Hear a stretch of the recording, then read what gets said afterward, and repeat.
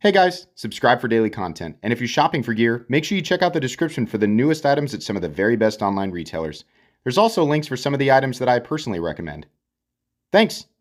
What's going on YouTube? Metal Complex here, and today I've got a really cool knife review / knife overview to share with you guys. This is the CJRB Pyrite button lock. This is actually a prototype. This was sent to me by Ted. Thank you so much, Ted, for loaning this to me for review. This will go back to him when I'm done. I would not have known that this existed had he not sent this to me. During the time that I'm recording this, which is weeks in the past, I'm actually scheduling this way into the future in the hopes that it will actually be available at the retailers that we have come to know and love. In my time, it was only available on their website, like the actual Artisan Cutlery, the parent company website. But I'm hoping that I can provide a link right down below for you guys to check this out. So check out the description for a link for this. I'm hoping that it actually takes you to a listing. Not a guarantee though. There's no way for me to know because the me right now is in the past. Thanks so much to my generous patrons for supporting me. Link for Patreon down below, and please make sure to follow me on Instagram at metal_complex. Okay, let's go ahead and get a measurement of this knife. Overall length of the Pyrite coming in at about 7.3 inches overall. Not quite, yeah, 7.35. Blade length is coming in at 3 1/8, and then the actual cutting edge is coming in at about 2.85. That looks exactly like the bug out. They copied the bug out. It looks like the bug out. Guys, this is the most generic knife profile that exists. This is knife since cavemen created them from rocks and sticks on the ground. Benchmade does not own the shape of knife, and thousands of designs that look exactly like the bug out came before it, well before it actually. So let's save that. This is just knife profile, right? The folding steak knife look has been around for a long time. Let's go ahead and do some other size comparisons up against the Ontario Rat Model 1 and the Ontario Rat Model 2. It's definitely about the same size as the Ontario Rat Model 2, which is going to be a massive preference for a lot of people. How about up against the Demco AD 20.5? There you go. Very similar in overall size there as well. How about up against the Spyderco PM2 and the Spyderco Para 3? There it is, sorry. Once again, similar in overall size to the Spyderco Para 3. It's just got a totally different profile. And then we already did the bug out, so let's put it up against the Ritter Hogue. Rare sighting of the Ritter Hogue on bottom. Oh, why am I being weird? I don't know. Sorry about that. Let's go ahead and talk about the action here. How's the action? Exactly what you want it to be for a button lock. You push that button. It's a shallow push, so you don't have this big long like you would do with some of the Kaiser button locks, right? It's just a nice shallow click, and then you have thumb studs, and it works perfectly. Perfect execution of that. I have no complaints whatsoever. Let's do carry profile. Thickness up against the Spyderco Para 3. Much like the bug out, it is also very thin. I think we should actually put it up against the bug out. These are aftermarket scales, but they're the same thickness as the standard bug out. It's a little bit thicker, but still, by most people's standards, this is a thin knife. Length and height up against the PM2 and Para 3. Yeah, I don't think this is going to bother anybody. It's shorter this way and this way than either the PM2 or Para 3, which are pocket favorites by, I think, literally like a million people. Wouldn't surprise me if that's how many PM2s that are out there. Maybe PM2s and Para 3s combined, right? Maybe 500,000 of each. Anyways, I have no idea. I'm just guessing. Yeah, real good. Real happy with that. Weight on this. We're looking at, by the way, materials. We are looking at skeletonized. I think we can see.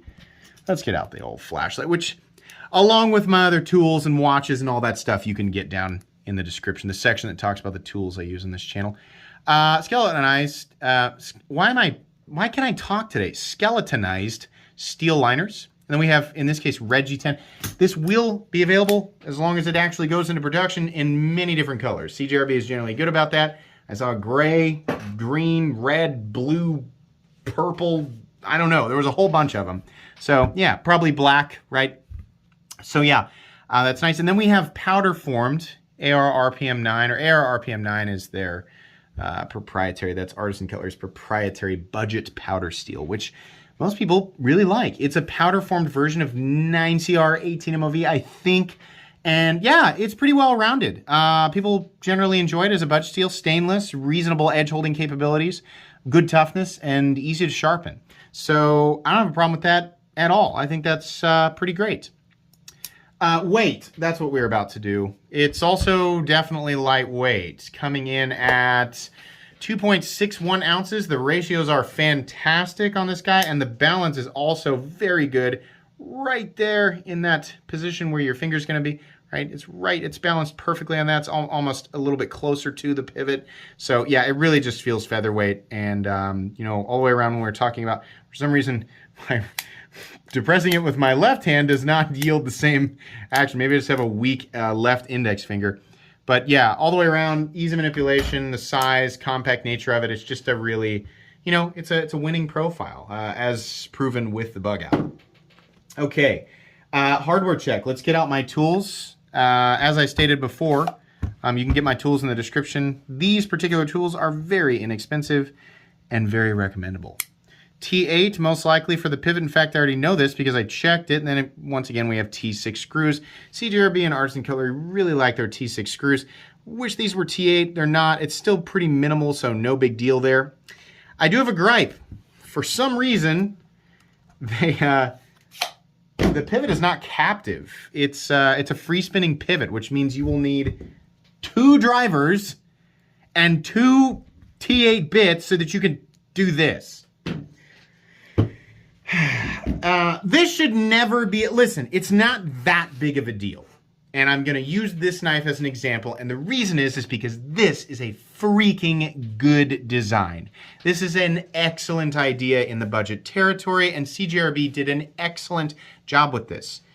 This little detail makes it that much more infuriating that we've kept this from being an absolute home run, right? It's like hitting a grand slam and you get 3 runs and then the guy who hit the grand slam gets out at home. Like, yeah, stupid! Like, God, come on, man. Just a little better, right? Just, it should have been out of the park, but it wasn't, and the outfielder got to it. Yeah, why? Come on, free spinning pivots should not be a thing anymore. Nobody wants to just make it D-shaped, right? Or make the pivot head on the other side something that holds it in place, right? Like a cap, like Benchmade does it. Like this cap here. Well, it's actually a pivot barrel. It's a D-shaped pivot barrel, right? But if you just make the scale on one side D-shaped, and then you make the cap of the non-show side part of the pivot, make it D-shaped, then it holds it in place. And then you only need 1 Torx bit and 1 driver, and you can turn it, right? So come on. It's just annoying. It's not impossible to take apart. In fact, it's pretty easy. It's just obnoxious. So, all right, rant over. Anyways, Bladestock thickness. Let's go ahead and get out my calipers, which are some, I have no idea how they're still running on the same battery. I've been saying that way too often. It's just kind of crazy to me, right? Wow, look at that. That's the first time I've actually seen it hit exactly that on the dot. We have a very thin blade stock, which is appropriate for this geometry. I mean, honestly, that doesn't surprise me at all. That's appropriate. I'm glad that they did it that way. Okay, moving into the meat and potatoes here. Yeah, this is overall a great ergonomic profile. If you're choked back in the standard position, I can still get a 4-finger grip. If your hands are about the same size as mine, meaning you wear an XL glove, that's going to be your experience. You can also choke up, and the choil is fairly roomy. I appreciate they did it the size that they did. I really appreciate that they did not do a flipper. That would have ruined this. They did this just exactly the way that it should be, which is just thumb studs for this size. You want to do a flipper, you got to do an XL version, which, by the way, CJRB, you should totally do an XL version of this. That would go down very well with people. But this, for the size that it is, this is exactly the way that it should be. Thumb studs, no flipper tab, and I appreciate the fact that there's a choil there. Where the cutting edge starts, it's completely and totally, well, the thumb studs are totally out of the cutting path, so I appreciate that. All of these edges are nicely chamfered down. They even made a little scallop right here, so you can access that thumb stud just a little bit more, right? Nice little touch there. This button is pretty shallow. It is still recessed a bit, which is nice. And it definitely is up high enough that you should not have to worry about accidental disengagement, even when you are choking up, because I'm not gonna put this much of my finger in that choil to where the tip of my finger is gonna come down, because the meat of my finger is coming down on the blade. No, I'd rather be back here, which means this finger is not gonna be contacting that button and the knife is not gonna be accidentally disengaged. So that's nice. We have a tumbled finish on this blade. Thank you for not doing a satin finish. I think this looks way better like this. It's just nice. It's gonna wear better over time. It just looks great. The thumb studs also, while being small, are not pointy or volcano-y, which would just drive me insane as the primary means of deployment. They did a really good thumb stud on this guy, and that's something that I definitely appreciate.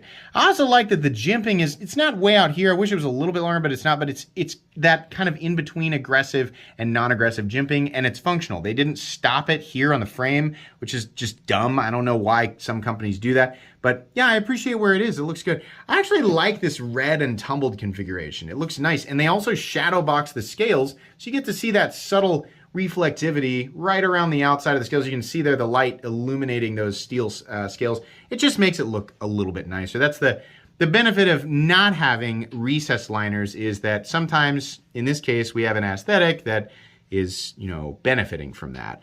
A lot of people say, oh, recessed liners are better in every circumstance. I don't know. In this case, what would the benefit be? Slight weight reduction? You shave 1/5 of an ounce off the total weight? Fantastic. I don't know. I don't think it needs that. So this is fine. It doesn't bother me, and it doesn't create any issues with ergonomics. Speaking of things that don't create issues with ergonomics, this pocket clip is pretty okay. Honestly, I'd give it an A-. We still have a little bit of a spoon at the end, but nowhere near as much of a bill as that crap that we see on Civivi knives, which drives me insane. This is kind of an elongated version of what is on the bug out. It's definitely not the same, but you can see it still has that kind of dip. It's just a little bit longer. It really doesn't need to be this long, but then again, it's not really causing much of an issue for my hand. Maybe your hand is different. Not much of an issue for me. Blade geometry, very thin down at the edge. The edge is also sharpened very well, and it is super bitey. I am really interested to find out how it does on paper here. And wow, yeah, this is what I would define. This is how I would define laser beam. Yeah, there is no fraying or tearing of the paper there as we're dividing it. It's a perfect cut. It's going to slice, and it's going to slice efficiently. Even with AR RPM 9 being far from the best steel in the edge retention department, the blade geometry is going to greatly assist this composition and allow it to continue to cut for a long time. This is not a super durable geometry, so don't expect it to be a screwdriver or pry bar, which you shouldn't expect of any pocket knife, but apparently we still have people who think that those are all the same tools. They're not. Stop doing that. It's dumb. That's a good way to just ruin the edge of your knife, which is the primary means of the utility of the object. But okay, whatever. The tip is pointy. It will do your puncture tasks. Because we have a tumbled finish, the edges are nicely knocked down, which means they're not bothersome, or I don't know. I don't like those sharp angles. I don't like any part of the blade to be sharp except for the edge. The downside is if you regularly strike flint off of a pocket knife, you won't be able to do that, at least as efficiently, because the edges, the corners on the spine are not nearly as sharp. We have a flat that carries out about, I don't know, 65%, 70% the length of the blade, and then the rest of it's just a fully flat ground, all the way down to the final apex. Really nice, really generic, extremely knife, but it works. There's a reason that this is probably the most common blade shape in existence. It works really well. I have no complaints. All right, moving on here, we do have a simple lanyard hole. We have left-handed.